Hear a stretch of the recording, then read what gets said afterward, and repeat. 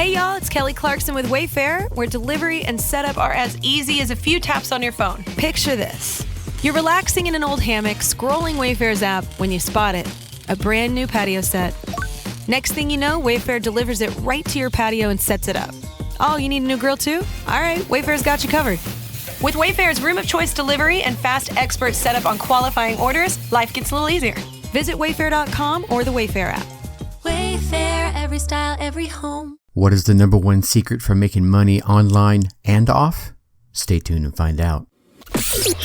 Welcome. Okay, here's the question. You serious? How are we dark horses? You know, the ones everyone is betting against, the ones they don't expect to win, place, or even show on the track, and they'll even laugh on us when we talk about trying. How do we show the world our greatness and triumph? Come on. Well, that's the question, and this podcast will give you the answers. Let's go. This is The Dark Horse Entrepreneur.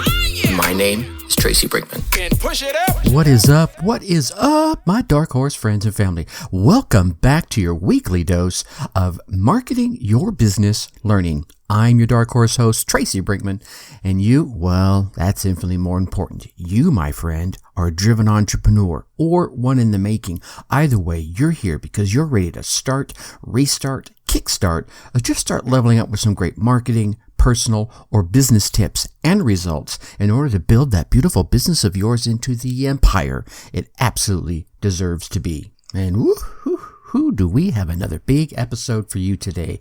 Today, Jason Portnoy shares why you should march to the beat of your own drum, hacks versus long-term stability, and the number one secret of making money online and off. Plus, I'm going to let you in on next week's interview episode guest who has helped hundreds of business owners take their brands online. Now, before we get this kicked off, I hope you're getting value from these interview episodes, these amazing guests I'm lucky enough to be able to bring on, as well as the solo episodes, right?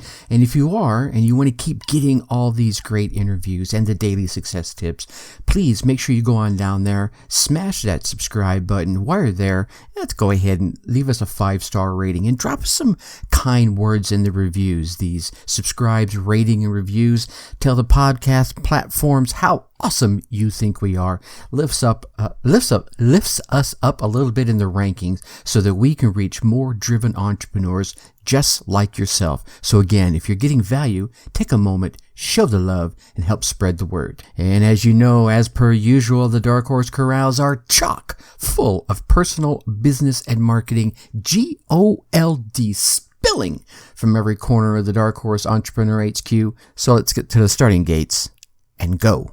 All right, my Dark Horse friends and family, today's guest is Jason Portnoy. Now, Jason is an obsessed full stack marketer.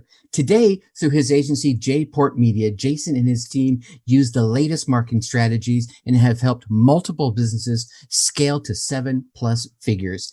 He now has this private market domination coaching group and helps businesses and leaders be found, be seen, and be heard everywhere. Jason has been mentored by, coached for, and interviewed people like Damon John, Gary Vaynerchuk, Ryan Deiss, Frank Kern, Randy Zuckerberg, and so many more. He's also the host of the Perfectly Mentored podcast and has been featured in Forbes, Inc. magazine, Entrepreneur, BuzzFeed, Yahoo Finance, NBC, ABC, CBS, Fox. I think the whole alphabet comes under his realm, and he's also worked with business owners all over the world. Now, even while he's out there getting all this done, still found time to come hang out with us for a bit. Jason, welcome to the Dark Horse Entrepreneur. Thank you so much for having me. You know, I read bios all the time on the podcast, and I see the faces of the people I read the bio of, and they're cringing, and now I completely understand.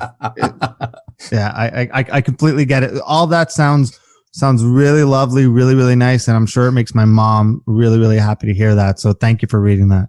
Absolutely. We'll be sure to make sure mom has a copy of this for her storage. And like I was saying earlier, I want to, first of all, just kind of give you the opportunity to tell your story, the good, the bad, the ugly, the road traveled to bring you to where you are, to reach the success levels you have, and then kind of share, why you love doing what you do so much. Yeah, no, for sure. It's funny saying, the good, the bad, and the ugly, and the road. I think my journey's only beginning. So I think I have a lot of good, the bad, and the ugly still left to do. But yeah, we could talk about a lot of the stuff before that. So I was supposed to go to law school. I declined law school twice, made my mother cry. She immigrant family believes that school was the way out, and I was just an awful student, not because I wasn't smart, but because I was bored, and just didn't, I looked at law school. I said, okay, if I could get in, I have to really love this. I'm going to go to school for another like X amount of years, and I don't like it. So I decided I was going to go get a job, in business development for a recruitment company. Right away realized that, I have problems with authority and can't work for other people.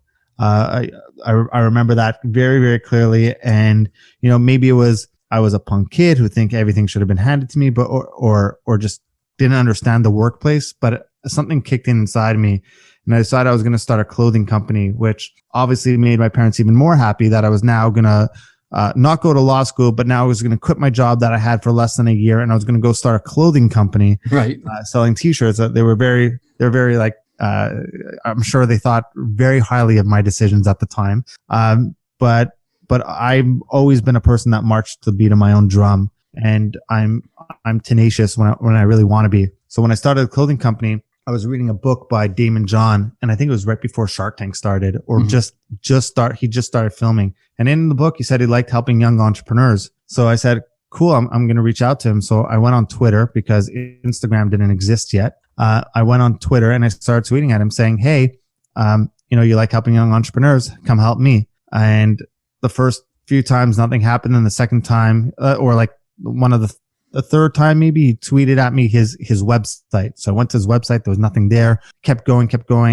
Found different ways to follow up. Eventually I got a meeting with him. Got the meeting with Damon John. I guess he took a liking to me because he ended up mentoring me once a quarter, for that first year, and then turned into a beautiful friendship that we still have today. And someone that I really trust and I admire. Started the clothing company. Was in over 250 stores across North America. But the biggest mistake I made was I was young and wasn't self-aware enough. And I think a lot of business owners make this mistake now, where they don't know what their true strength is. And mine's on the visionary side. I'm a bad implementer. And I used to think that was a bad thing. I used to think it was a bad thing to be bad at something when you own the business. And now I realize, okay, there's two type of people when it comes to business owners. But so I tried to do everything, got really burnt out, but I love the marketing side. I was able to grow that brand because I understood marketing. I had my stuff worn by tons of athletes and celebrities before it was called influencer marketing. I just thought it would be really cool to get to speak to those celebrities and athletes and get them to wear my stuff. And my wife was like, look, you have to make a decision. You love marketing but you hate the clothing business. Figure something out. Facebook ads was just getting started. I decided to run a Facebook ad to see if I could help people, which now sounds very obvious because everyone's running Facebook ads to try to help people. Right. But I ran ads because the biggest pushback I would get from businesses was, how do we know Facebook ads work? So I'm kind of going back to around 2012, 13-ish, maybe even a bit later, where people didn't even know Facebook ads work. Now everyone just doesn't know whether they doubt whether you could get them results, but they know it works. Right. Before then, it was not even a matter of results. It was like, why should we do this Facebook thing? The first client I ever took on, they were doing $2,500 a month in sales. Mom and pop in the basement of their house selling T-shirts. I knew that market well because I was selling T-shirts, and I scaled them from $2,500 a month to $300,000 a month, all profitably in under 11 months. And that kind of became a lighthouse. So, I mean, kind of lucky. My first client was a giant success that allowed me to piggyback, because I think if it would have been an awful failure, I don't know if we'd be sitting here right now. Yeah, right. I think I would have just been like, all right, I don't know this stuff, I'm out. But yeah, and definitely a lot of hiccups along the way, a lot of mistakes. I spent a lot of my own money on figuring out what not to do. But yeah, and then since then we've helped, multiple clients reach 7 figures, and multiple of them even go above 7 figures to 8 figures. And that's where we are right now. So I have an agency. I have a podcast called Perfectly Mentored. And I have a program I'm launching that kind of helps people create their own platform and scale their business. Is that the market domination program? Yeah, that's the market domination method that we're in beta, and we're taking on only a few clients in the first beta round of it. Nice. I always love the new programs. I want to drill around a little bit for the That was a long-winded answer. I'm sorry. No, that was great. No, that was perfect. Actually, there was a lot of places we can drill around in, because I remember I was playing in the Facebook ads arena probably about that same time, the 2012, 13, 14 time frame. When you could easily turn some Facebook profits around as long as you had some reasonable intelligence and a reasonably decent product. I was working with a client and we were getting, I don't know, I want to say it was in the 24, return on ad spend, the ROAS. And they're like, how are you doing this? Are you sure this is, you're not, they were actually going, are you sure this is right? Yeah, you give me $1, I can give you 24 back. It's just how it works. Yeah, and, no brainer. And they're like, oh, wow, let's, so it was then it was just all about, well, how much money can we spend? They were like, how fast can we step on the gas? And, they went pretty heavy there for a while, and they were lucky enough. And we combined that with an Amazon strategy shortly behind that. And when I was introduced to them, they were doing, it was a little bit bigger. It was also an apparel company. It was a niche market for whitetail hunters. And I think they were doing 250,000 on Amazon. So, not a drop in the bucket, but certainly big enough to sneeze at. And then in 5 years, they were doing 50 million on the same channel on Amazon. Wow. Between the Amazon ads and the Facebook ads, they were like, how much harder can we push? And then as you probably are well aware, and this is me leading into a big question, things have changed a bit over those years, right? I mean, there was the early wonder days. It was a wild, wild west, and you could do things like go to 2,500 to 300,000 rather easy. Is it that much different nowadays? I'm out of that world as deep. So you being in it as close, I mean, is it still as easy to do it, or are there new tactics and strategies you have to employ? So that's a great question. It's definitely not as easy. I mean, it was the Wild West back then. You could pretty much do anything you want. Mm-hmm. Your organic reach was a lot higher. It was a lot easier to do things. You had interest that didn't exist. Cambridge Analytica kind of started slowing that down, and so did everyone gravitating to the platform. Right? Sure. People started realizing how powerful it was, and advertising costs went up. And if advertising costs go up, no matter how good you are, your return on ad spend is never going to be that 24x anymore, right? Because you have to compete. So going back to your point about can anyone just do it, and do you have to have skills and hacks or tactics? I'm not a big hacks and tactics guy, right? I believe in longevity, and I believe in stability, or as much as you can on these platforms. I don't like chasing the latest hack or tactic. So I really consider myself a full stack marketer in the sense that I understand past the platform. Now, the platforms are going to get easier in the sense that machine learning is coming into effect. So what that means is Facebook has so much data now that, you could put in zero targeting, and with relatively some small data, Facebook will find you your ideal prospects, your ideal clients, your ideal customers. Mm-hmm. But now even more than ever, if it becomes that easy, people have to have real marketing skills. People have to learn how to write copy, how to create, thumb stopping. We call it thumb stopping images in creative to get people to stop scrolling. You have to have a good offer. So because the platform and your attention is becoming so, there's the big fight for it, and so many people coming on the platform and trying to take up that space and become inundated with ads. Your ad has to be good. And I think now you're going to see a lot of media buyers who are having really good luck because they were really good, not luck, but they were really talented in the sense of they knew the latest strategy, they knew the latest hack, and they were doing all that. They're going to start having a tough time when that becomes less important as just learning how to craft a valid offer, learning how to write good copy, learning to create good creative. Yeah, I actually believe in that one wholeheartedly. I really like the fact that you're like not a fan of the latest hack or tactic, because those things are, they work, but I think to your point, it's probably they work now, right? Tomorrow they probably won't work anymore, or certainly the powers that be or the machine learning will say, oh, well, you're gaming the system. Here's how we stop that kind of situation, where if you're in it for the long haul, your data will build up to the point where Facebook or whichever platform you're working on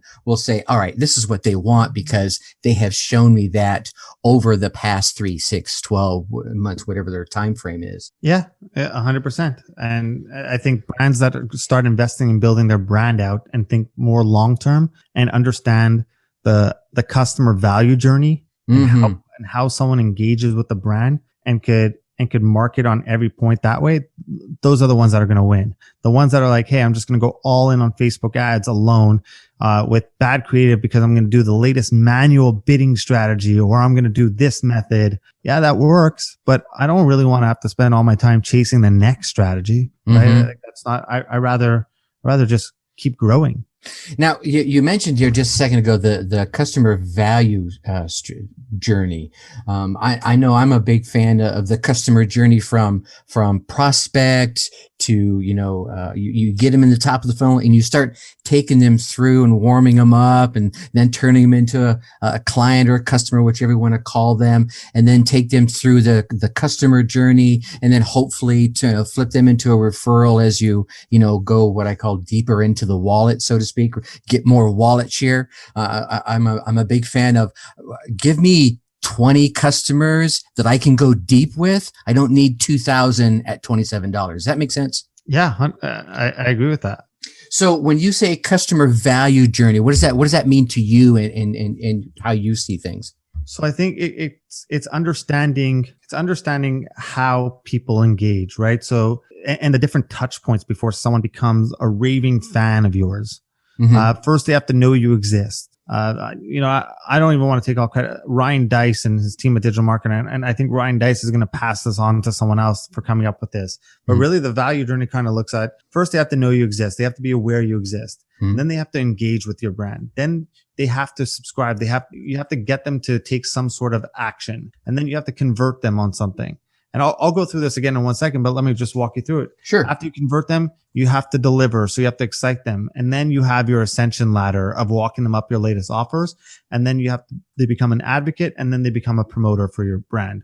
So awareness is, Facebook ads, a blog post. And then engagement is they have to take some sort of action. They have to watch your video. They have to have a conversation with you.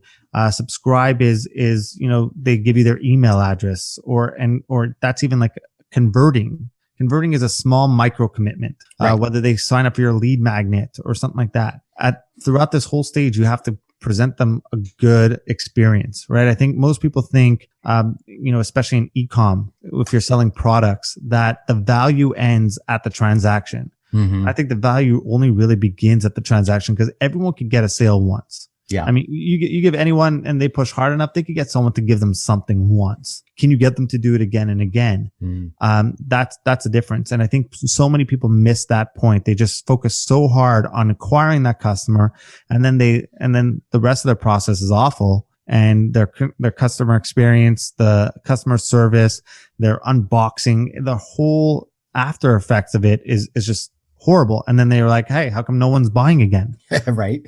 So you have to excite them. If you don't excite them, you got to go back and you got to re-engage with them and start the process again. And if you could excite them, that's when you could start walking them up the ascension, whether it's a repeat buy, a cross sell, an upsell, your next program, or another offer. If you're an agency, another offer. And then if you do a really good job, then exciting them and giving them a good, they'll become an advocate for you. And an advocate is someone like, if I ask you for a testimonial, you'll give it to me. If I ask you for a review, you'll give it to me. But the ones that get to the next level, the brands that understand how this journey gets out, they get into promoting stage. And that's where people are passively promoting your products. Like think Apple. Apple doesn't have to do much marketing. People are going to start talking about their iPhone for them. People are going to start talking about this. That's when you built a real brand and lifestyle. Yeah, no, that's 100% right there. I really like the part of the delivery, right? I mean, even a broken watch is right twice a day. You know, if you're not delivering them well, you're going to have to, like you said, you're going to have to rebuild everything. And God, if I go back to my Coca-Cola days, we were doing customer, and we're talking 20 plus years ago now, and we were doing customer acquisition pricing, and it was like, dude, it would cost us $60 to get a customer, and I'm talking about merchandising, but it was only costing us $20 to $30 to keep the customer. I'm like, well, dude, hell, the numbers tell you the story right there. If you can keep someone happy through their exchange with you, then you're going to spend far less money keeping them happy than it would be to go out there and, to your point, either re-engage them or find the next customer to bring them in and buy that one time. Yeah. But I think the two most important steps are, one is, this is all under the assumption that you have a good product or service. Yes. The best marketing in the world, I mean, can't solve that. It will only speed up the rate at which you fail. If I think I'm a pretty talented marketer, I think our team's pretty talented. If you come to us with a bad product or bad service, we'll just speed up the rate at which you're going to fail. But if you have a good product or service, great marketing is gasoline on the fire. Nice. I think people look at marketing sometimes as a magic wand. Oh, you'll build my business. I'll build my business on Facebook ads. Or I'll just wave a wand and say some magic words and my business will grow. And I think people have that misconception. And then the most important part of the value journey is the awareness, right? I think I'm a big believer that brands fail for one big reason, and that's obscurity. So if people don't know you exist, they can't do business with you. And if they forget you exist, they can't continue to do business with you. So marketing and advertising is the lifeblood of a business. So, okay, let's dig in there for a little bit. You know, here we have Mr. Entrepreneur, Mr. Mom, Pa, small business owner, and they're like, yeah, I've got a great widget. It's awesome. I know everyone can use this, or everyone in my niche market. What do I do? I mean, obviously you go to J Portnoy or J Port Media and they'll hook you up. But until they get to that point, what is it that they could do? Step one, right out of the gate, to start building that awareness with their audience, their tribe. So, I mean, there are platforms that are free. Facebook ads, you don't have to go in and spend $10 million. You could play around with it yourself and start growing, right? Like, I think people just think that they have to spend $10 billion.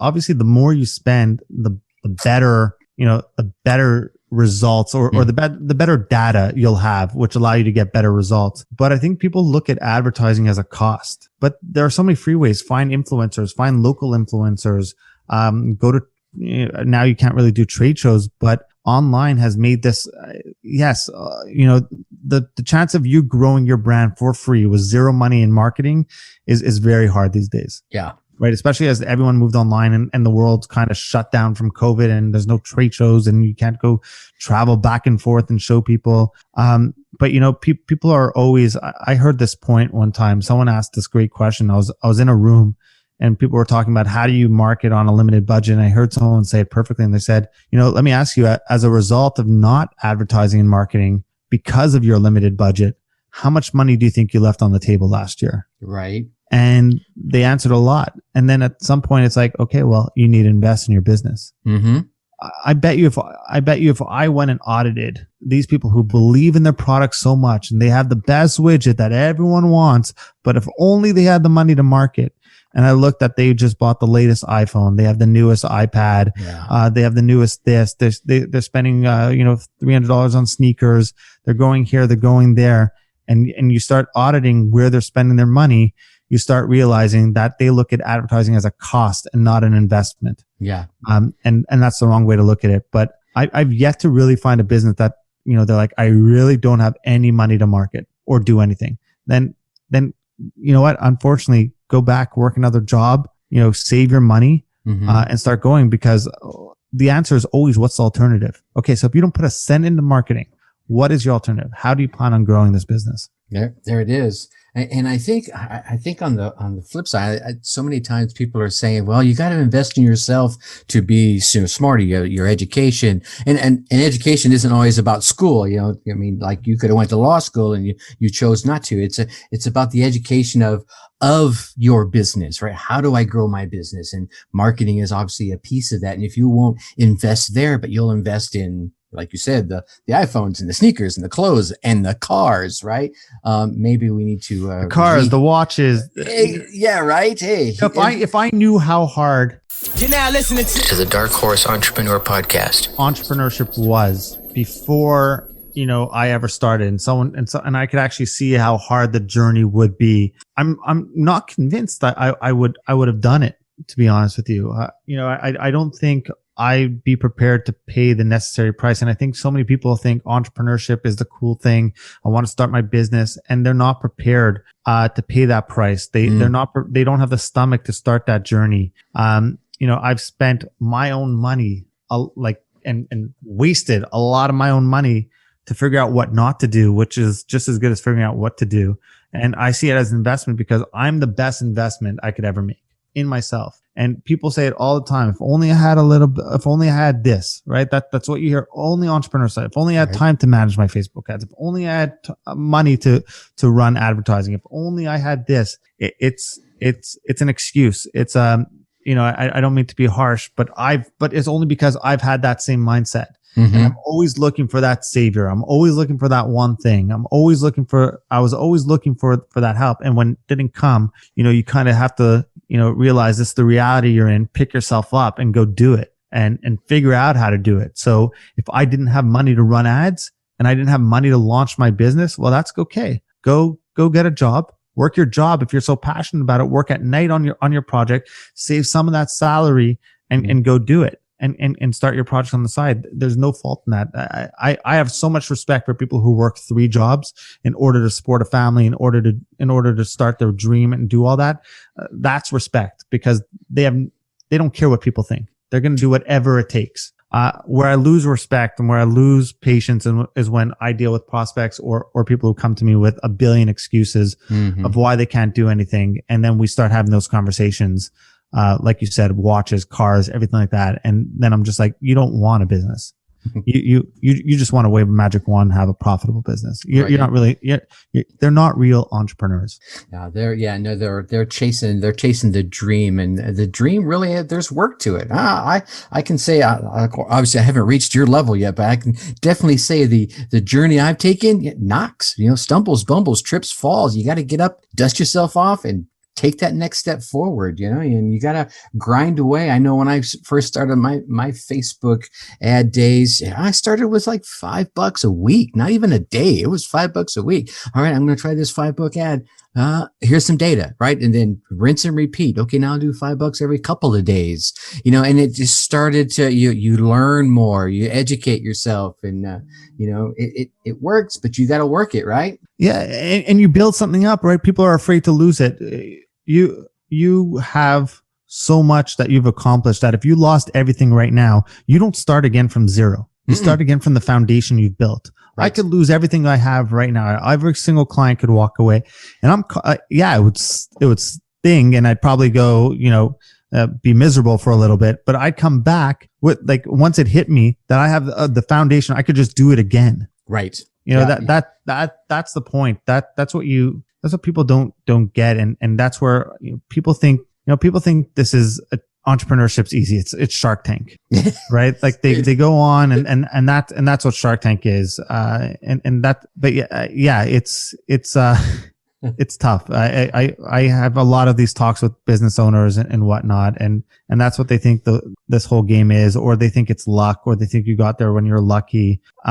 I'm not going to lie. I think luck is an important part of it, but every single mentor I've ever had that I said I was lucky almost wanted to hit me because, they break it down. They're like, it's not lucky. You were smart enough to put yourself in a situation. You were smart enough to open your eyes and see there was an opportunity. That's not lucky. You could put someone who's, not smart or not opportunistic into a situation, the same situation, and they wouldn't have had that same luck. So that you can't call it luck. And I think that's a great point right there, because so many folks are out there. They're grinding away. They're working hard towards their dream. Like you said, they have those 2 and those 3 jobs, they're to maintain the family and still work on their dream. And all of a sudden that opportunity, that cool opportunity, presents itself, and they're like, they recognize it. And I think that's the key. They recognize it. And because they've been grinding away, and they maybe have something squirreled away over here to put into their business, they said,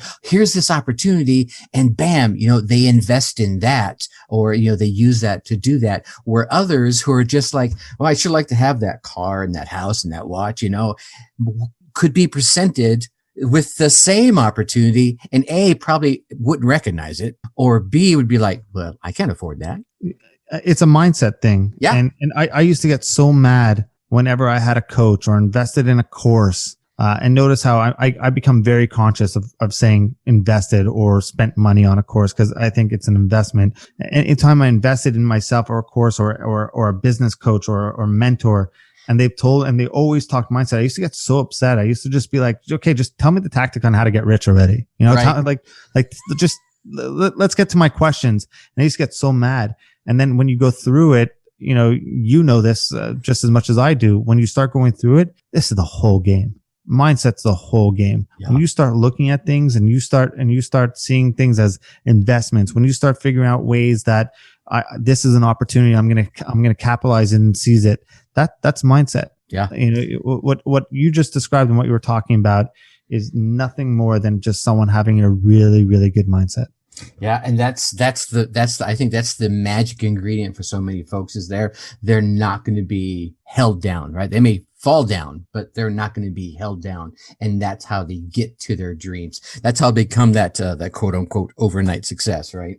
Which we know took 20 years. I had someone who I jumped on a call with someone the other day, and they're like, and this is a person I truly respect and looked up to, and I'd never really spoken to them before. Like, we knew of each other, and we agreed to jump on a call and connect. And she was like, hey, I just want to let you know, I am super excited to be on this call right now because I'm such a big fan of yours. And I'm like, seriously, me?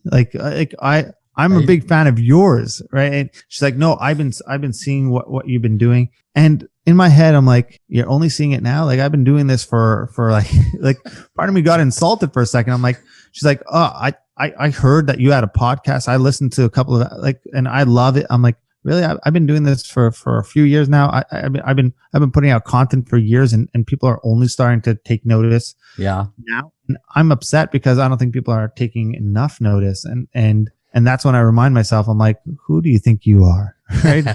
Who do you think you are? Like playing around in this space for a few years, and you think that you deserve it. And that's when I get humbled very quickly, and recognize that I got my dues to pay just like everyone else, and I have no issues with it. Yeah, do I want things faster at times? Of course, we live in a instant gratification world where we want things right now, and I'm no different than anyone listening to this or any human on the planet. I suffer from that tremendously, but that's not how the game works, unfortunately. Yeah. And therein comes mindset again, is how you flip that around and turn it into a driving factor rather than oh my God, I don't have it yet. Exactly. Okay, so I want to pivot totally off base, and I'm really enjoying this conversation. I could sit here and talk mindset with you all night long, but I want to flip back around. So you have, I'm going to use the phrase, a digital marketing agency. Is that what you would call it? Yeah,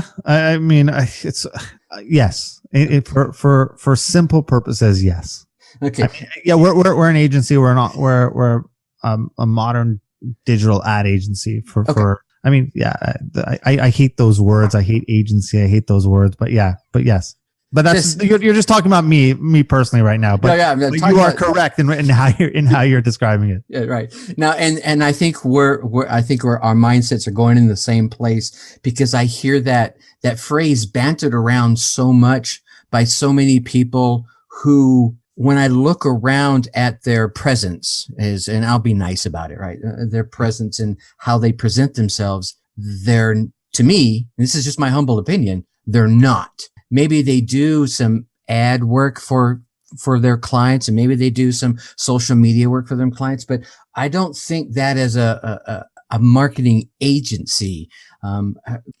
Help define in your space what you feel your full service ad or marketing digital agency provides that make you what it is you do. Sure. I think to just answer one of your points, I think one of the reasons is I think having an agency, again, that word, having anything in the online digital marketing space has become the cool thing now and become the easy thing to do. It's like anyone could just start up and say, hey, I'm an online agency, right? There's zero credentials needed, as opposed to like not everyone can stand up and say, I'm a doctor or I'm a lawyer. Right. You have to actually have some sort of degree, some sort of experience. But now, I was in a meeting, what was it, 2 years ago, and I said, yeah, I got introduced. He has a digital marketing agency. He goes, oh, my son has Instagram. I'm like, all right. I'm glad you think that's the exact same thing as your son owning a platform, as your son having a platform on his phone. That's great. But like, there's no barrier of entry. Right. Anyone could get in. And and it's something I've been very vocal about in this industry because I love this industry. And because I've been so burnt when I had my own clothing company, I'm so empathetic and so protective over this, to the people who sit across from me that give me any sort of money, whether it's $1,000 or $25,000 or whatever it is. I treat the money the same. They're giving me money. And I'm so empathetic to the fact I take it seriously. You lose sleep over it if you're not getting the results that at any given moment. That's how I treat our clients. But again, there's no barrier in. So the amount of people I've seen saying, hey, I just signed this client for $15,000 a month. Any ideas on where I should start? Oh my God. And I'm like, oh man. Yeah. And I used to chime in and be like, yeah, start by refunding them their money. Yeah. Right. Like that. Like and the amount I see it, because you have these gurus teaching how easy marketing is and how easy it is to sell a course or how easy it is to do all that without ever actually spending your own money on it and expecting to, sharpen, you cut your teeth on someone else's dime. I'm not even answering your question, but that just really, really bothers me. No, you're actually, I think we're totally aligned on this topic, which is why I wanted to bring it up, because you have one that has, cut its teeth and sharpened this. Yeah. And look, this isn't meant for me to sit there and say my agency is the best. We are I believe we are. I believe we put together the best team. I think, and I'll tell you exactly why we stand out, because that was your question. But I believe there are a lot of other good agencies out there. I'm friends with a lot of agency owners, right? I'm friends with my competitors, and I don't see them as competitors because we learn off each other, and we all have abundance mindset, and that's why we've all been able to grow. There's enough clients for us all. And if you're not a fit for me, maybe you're a fit for them. Absolutely. That's kind of how we look at things, and we help each other. It's a very, very weird thing. Like, go back to the 1950s, they would tell you crush your competition. Yes. Like don't talk to them, steal all their clients, break it all down. I think the friendships I have with people have been instrumental in my success, and I continue to learn from them. And I hope I provide value to them as well. But what makes us different is, like I said, I think I've been on the other side of the table. I know what it's like, and I believe I put together the best team, like the dream team possible. I've literally scoured the earth for these type of people, and put together an amazing team of talented people. We're numbers driven. So every single thing, I'm a big believer in, you can't fix what you don't measure. And you'd be shocked how many business owners don't know their numbers, but that's unacceptable for me. We need to know our numbers in order to help any business, improve or scale or grow or make more money or get more clients, whatever it is.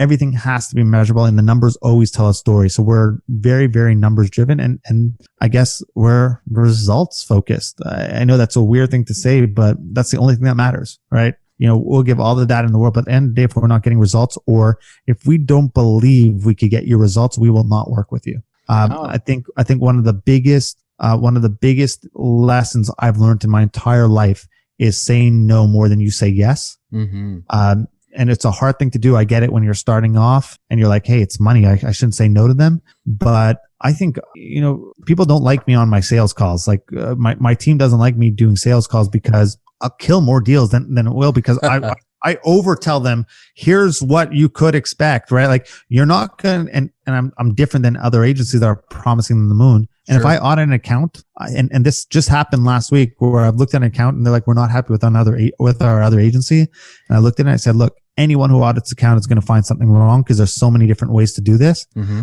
But I'm telling you, they're doing a good job. And I don't know if we could add much value on top of what they're doing. Can we improve it a little bit? Maybe.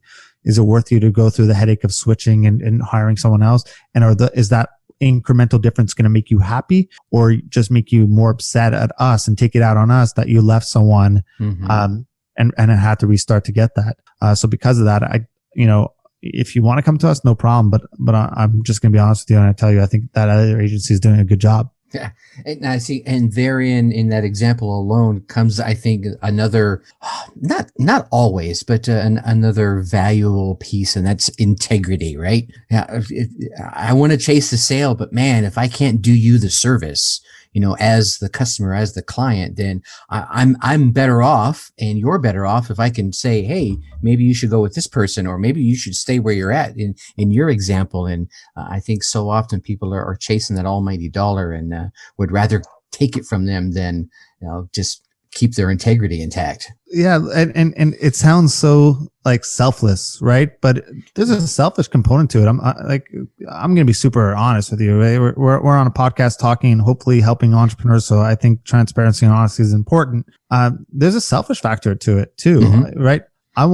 I don't want headaches. I don't want my team to have headaches. Right. Taking on a client that's angry or fighting with them or bad emails, or a client that's going to leave after 2 months. And I like winning records, right? So I don't want to take on a client that I don't think we could help. And then that looks bad for us. And they go out, and I'm so protective over the reputation and the name that I don't want to piss people off. And they leave and they say, don't work with these guys. These guys are awful. Yeah. So, we become a lot better at I guess, qualifying prospects in a good way, to see if they're fit, because at the end of the day, we want that winning record. We want to keep telling people like, well, these other clients we're getting results for. Well, how many clients don't you get results for? We don't work with those guys, right? So yeah, so there's obviously, I'm joking, but there is that selfish component to it as well. And protecting the business and the reputation. But at the same time, I think it's a win-win, because it protects the business that's coming to us. And if they don't vibe with us, if they don't like my transparency and honesty, and this happens on a lot of sales calls where they're like, well, this other agency told me I could get this. And I'm like, well, I'm telling you what we could do. If you want to go with them, no problem. But I don't think they could do it. And I think you're going to call me in 3 months and tell me that they couldn't do it. And then you're not going to have any budget for an agency. So I hope you come with us, but I'm not going to lie to get your business. Right. Absolutely. Absolutely. Okay. I want to be mindful of your time. I'm really enjoying this conversation. I'm having fun. This is awesome, right? But I want to 2 parts here. I want to make sure to give you time to tell everyone where they can hook up with you. But before we do that, let's give them Jason's number 1 tip for entrepreneurs. And it could be a marketing tip, seeing how that's the area you play in, or anything else you think is gold. Wow. My number 1 tip for entrepreneurs. Mm-hmm. That's a big one. I think it comes down to, sales is the ultimate key, right? You either made money or you didn't in a business. I think a lot of entrepreneurs forget that. I think a lot of entrepreneurs don't ask for a sale enough. They don't ask enough. And I think the most important thing that I've come across with is I just don't think people, I think the number 1 mistake entrepreneurs make is they try to do everything themselves. Mm-hmm. Right? When 99% of businesses fail, they just think on their own, they're going to go do it. Every single thing I've ever gotten in my life is because I've asked for it, right? Nothing was just randomly landed in my lap. I asked for the sale. I asked for this. And when I know when sales calls are bad, when I do some sales calls, I know when a sales call is bad, when I'm like, oh, I just got off the call. I didn't even ask them if they wanted to sign today. Like they could say no. I think people are so afraid of rejection. I think people are so afraid of what's the worst that could happen. But when you start, like I put a picture of when I first had my son. Now I have a beautiful daughter as well, but I put a picture of my son on the desk because when I used to get scared of asking for a sale or rejection or be like, am I being too pushy? I'm like, it's for him. Yeah. This is for him. This is for his life. Am I not going to ask someone for their money to help my kid to feed my family? I'm going to ask them for their money, and I'm going to ask them to work for me. Now you have to be able to deliver on what you're going to do. Yep. I'm not just going to ask them for their money and then lie to them, but I'm going to ask. And I think that's the biggest mistake entrepreneurs make is trying to do things themselves and not asking enough. And when it comes to marketing, I think people just don't focus on how important marketing is, that people don't know they exist. And so many businesses owners don't exist online, and they don't have any social media presence or website. And that's weird in today's society. People used to be like, oh, I'm not on Facebook. I'm one of those rare unicorn. That's weird today in 2020. Yeah, that's not a good thing. You're not a rebel. You're now weird to another business. Mm-hmm.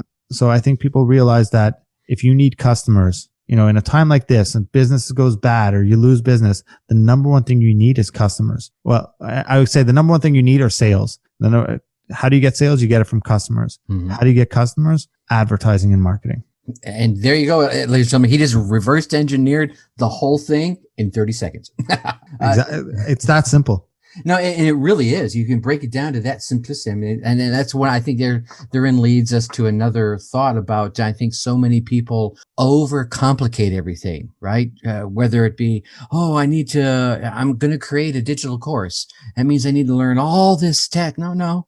You need to focus on the course first, right? And what it is you're trying to teach those that want to learn. And maybe you need to engage those that you would be teaching and make sure you're answering the questions that they would ask, really simple stuff. And then you put it online and then you market it. If you have a gift, if you have some sort of, and I believe everyone has something to teach. Amen. And I think the problem is people are like, well, no one's going to get this. Don't market. If you're starting off in marketing and you know a little bit about marketing, I'm not your client, but there's someone who knows less than you. And that's your ideal client. Mm-hmm. Right. So you have to know who you're going after. But I think if you have a gift in this world, if you have some sort of message, I think you're selfish. And I'm going to be that harsh. You're selfish for not sharing that with the world. I so agree with that 150%.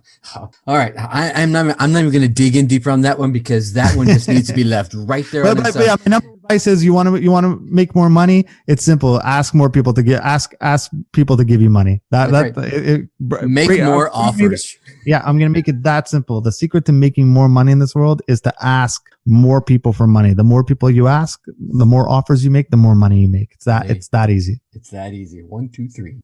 All right, Jason, if anyone wants to learn more about Jason or J Port Media or anything, where should we send them to? So I'm super accessible. I'm on Instagram a lot. It's at Jason Portnoy. So JasonPortnoy. I have a website, jportnoy.com. That's my personal website. I do a lot of coaching consulting on there and put out a lot of content. And then my agency website is jportmedia.com, jportmedia.com. All right, we'll be sure to get all those links. If you can't find me, then I'm doing a bad job. So right. If you can't find Jason, I'm accessible on all these platforms. I was gonna say, if you can't just type Jason Portnoy into Google, the problem is there's a venture capitalist with that name too. Who I think did something with PayPal. So we're competing on Google right now at each other. Yeah, I think he has a little bit of a step up on me, but nice. I like the challenge. Well, we'll be sure to get the links in the show notes so people can just click right to you in case they want to find out more about you and your either your coaching or that new program you got coming in beta. They might want to watch for that. I might want to loop back with you in a few months and hear more about that and see how that's going for you. I'll be a guest on the show anytime, Jason. Thank you so much for having me. I definitely appreciate your time. Thanks so much, Jason. All right, there you go, my dark horse friends and family. There you go, Jason Portnoy, just delivering value bomb after marketing value bomb. What thoughts did you walk away with? Well, for me, I walked away with a few, and here's thought number 1. March to the beat of your own drum. You see, Jason talked about turning down law school not once, but twice. and then quitting a job he had in the recruitment industry. And you remember we had Dee Williams from the recruitment industry, so she's just blowing it up there. Not his thing, right? He instead went and flipped over and started an apparel company, all because he marched to the beat of his own drum. Now, I think we as entrepreneurs do that anyway, right? More so than the average folks out there. We see a hole or a need in the market that we are passionate about, and we just jump right in there and fill that hole with our passion and our expertise. Now, if we don't have all the knowledge and all the expertise to fill that hole right this very minute, then we do what Jason did. We start reaching out to those that do so that we can learn from them. And Jason reached out to Damon John. And did it happen immediately? No, you heard him tell the story, right? And if you think about it, does anything that you truly want or desire happen immediately? Right? I kind of feel you shaking your head. Nah, most times it doesn't. But when you truly want something, I mean, you truly, down in your heart, burning desire, want something, and you're driven by that burning desire to succeed in getting it, then you keep at it, just like Jason did, which landed him with that meeting with Damon John and landed him that mentorship and long-term friendship that has since spawned from that. Thought number 2, if you're not happy with where you are, change it. I mean, after all, you're not a tree. Now, mind you, Jason didn't use these exact words, but his wife, remember, did challenge him when she said, look, you love marketing, but you hate the clothing business. Figure something out. So that's exactly what he did. He began playing in the Facebook's ad arena before it was a popular arena to be in, and was able to build a very successful business out of this uprooting. So are you happy with where you are in your business right now? No, I feel you shaking that head again. No, okay, that's fine. Get up, move it, shift it, change it. After all, you're not a damn tree. Thought number 3. Hacks versus long-term stability. Now, Jason brought up a great point here about using some of the current hacks or those fad tactics to gain an upper hand on the various platforms out there. But instead of trying to game the system, I'm in the same camp with Jason here. Get in there and use the system to your long-term benefit. Stop chasing those $47, $97, $197 hacks and tactics that are always going to be sold. You see, to me, those are really an expensive way for you to avoid learning what it is you need to learn in order to gain the long-term benefits that those platforms really have to offer. Now, you may ask, why do you call a $47 hack expensive?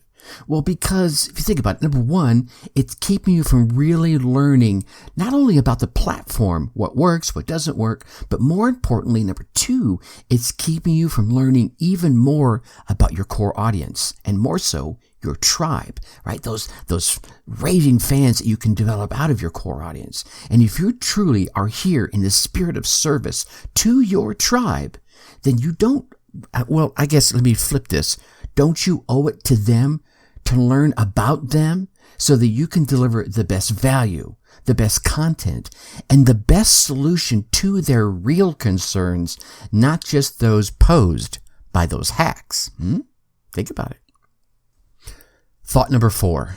The customer value journey. Now, Jason shared his thoughts on the customer value journey and the touch points that need to occur to get someone to go from stranger to raving fan. And so many of these touch points that Jason shared align with the 7 stages of the customer journey that I shared with you back on episode 21. And if you haven't listened to that episode, please go back to episode 21 and hear about my thoughts on the customer journey. But at the end of the day, you have to take the person on a journey, from the thumb stop. Then you would have to engage them. Then you have to get them to subscribe to your lead magnet, and so on and so on. But one of the key points is that throughout your entire customer journey, you have to provide them with a good experience. Wait, scratch that. Hell, I would even say you need to deliver them an awesome experience, even at the entry point where you're not earning a dime from them. You see, that person that stops at your lead magnet is still just as important as the person that buys every single one of your products. Why? Well, because maybe they stopped yesterday or last week or even last month because it just wasn't the right time for them, right? You're going to catch people at different points in their journey. Now, they may still come back to you later when they are ready to continue on their customer journey with you, but in the meantime, they can still be a source of additional leads for new prospects to start at the beginning of their customer journey with you. So you want to give them a truly awesome experience through your entire customer journey. And I'd be willing to bet not only will they come back when they are ready, that they'll bring others right to the water's edge to drink while they're still waiting. And if they do continue with you, they'll continue to be someone that will buy your products over and over and over again, which at the end of the day is where the real magic is at serving your customer and your tribe to the point where they want to buy more and more from you. And thought number 5, if you fail, you're not starting over from zero. Jason brought up an amazing point that during your entrepreneurial journey, when you fail, and you notice that I said when, not if, when you fail, you're not starting over again from zero. You will have learned a number of things up to and including that point, which is why you always hear me say it's not failure, it's feedback. And I believe if you have that passion inside you, driving you, then you will be failing if you do not bring that superpower of yours to the world. If you do not take your superpower and share it with the world, yeah, that, my friend, that is a fail. Or as Jason said, you're selfish. Sorry, those are just the facts. I'm putting them out there. If, however, you're busting buns and you're grinding away and you're making connections and you're bringing value to those connections and then all of a sudden, bam, you stumble, you bumble, you trip, you fall, you face plant, then, my friend, you know you're kind of headed in the right direction. Now, stand the hell up, brush yourself off, review what just happened, learn from it, make the necessary course corrections, that you got from that new input, and keep freaking going forward. Like I said, you owe it to yourself and to your tribe to share your superpower with those of us that need it, and that's including me. All right, my Dark Horse friends and family, what tips or thoughts did Jason leave that resonated with you? Whatever they were, take some time today and put them into action. Get out there, run your race, and get your results. I really want to hear about them. Seriously, email me at tracy@darkhorseschooling.com and share the tips and ideas that you came away with, how you put them into action, and what results you gain from them. Heck, I might even make you a guest on an upcoming show. Now, next week, our interview guest is going to be Alex Vanderhaar, and we will be chatting a bit about creating marketing strategies designed to scale and how Alex and his team are bridging neuroscience and psychology right into your marketing. You're not going to want to miss this episode. Now, as I mentioned earlier, I know you want to keep getting all these valuable tips and these amazing stories from the guests I'm able to bring on this podcast. So please go on down there, hit that subscribe button. While you're there, drop us a 5-star rating, leave us some kind words in the review. Heck, go ahead and leave us some constructive criticism in the review. I'll take that as well. But, and of course, don't keep all this entrepreneurial GOLD all to yourself. Share the podcast with other entrepreneurs and business owners you know will get value from it. And with that, I'm going to leave you as I always do. Think successfully and take action. Thank you for listening to the Dark Horse Entrepreneur Podcast. And you know this! Thanks for tuning in. Check us out at www.darkhorseschooling.com. All right. My name is Tracy Brinkman.